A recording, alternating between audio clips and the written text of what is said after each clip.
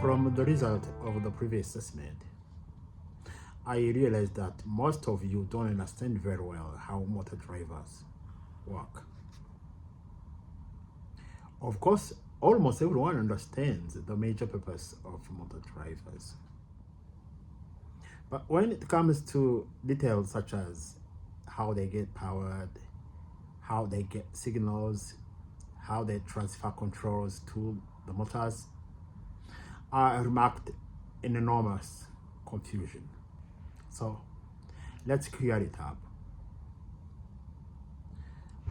There are 4 blocks in this scenario: microcontroller, motor driver, motor, and power. A program to control a motor is running on the microcontroller. A microcontroller would love to directly exert its control to the motor, but it can't. It lacks power.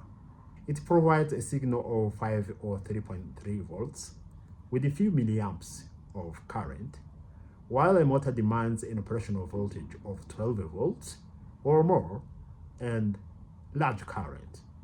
Large current because it has a high impedance.